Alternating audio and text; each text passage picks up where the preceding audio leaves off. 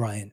I got to interview Kobe Bryant just a few months before his tragic passing with his daughter.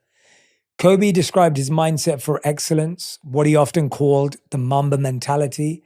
It wasn't about talent alone. It was about obsession, discipline, and showing up every single day. Psychologists studying mastery of skills have found that consistent, deliberate practice is the strongest predictor of peak performance. Talent is valuable, but without consistency, something Kobe embodied in every area of his life, it's rarely enough. Let's take a look. How have you been able to, in your life, see past the cloud of emotion to actually execute on things? Because I think what we were speaking about earlier, this challenge that young people have today, everyone has today, of just so much information, so much cloud of emotion, so many feelings, so much childhood baggage that you're bringing. Like, how have you always cut through that and execute on that? You know, what I try to do is just try to be still and understand that things come and go. Emotions come and go. The important thing is to accept them all, to embrace them all. And then you can choose to do with them what you want versus being controlled by emotion. You know, a lot of times I've seen players, even myself, you know, when I was younger, being consumed by a particular fear. And to the point where you're saying, okay, nah, it's not good to feel fear. I shouldn't be nervous in this situation. Like, nah. And it does nothing but grow.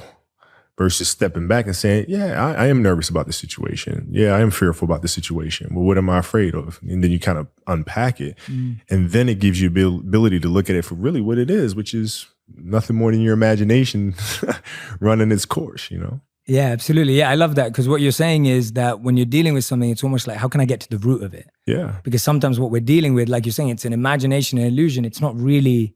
It's not really a thing, you know? Like you think about game-winning shots or game-winning free throws, and people go to the free throw line and they're nervous about it. Well, what are you really nervous about? If you unpack that, okay, you're nervous that you're going to miss the shot.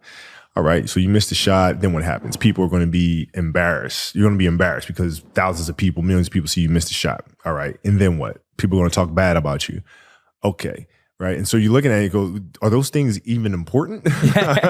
You know what I mean? If that is my fear, like what is, you worried about letting your teammates down? Okay. Have you let them down before? Well, I'm sure, in practice and things of that nature, right? They're still there. Yeah. You know? And so when you're able to unpack it, you kind of look at it for what it is, which is really nothing. Yeah, I love that. Breaking it down. I think that's so important. I think everyone who's listening or watching right now, next time you're facing a fear, next time you're going against something, do that. Like literally unpack it. Don't just settle for your first answer, because the first answer is rarely the right one. Yeah, don't hide from it.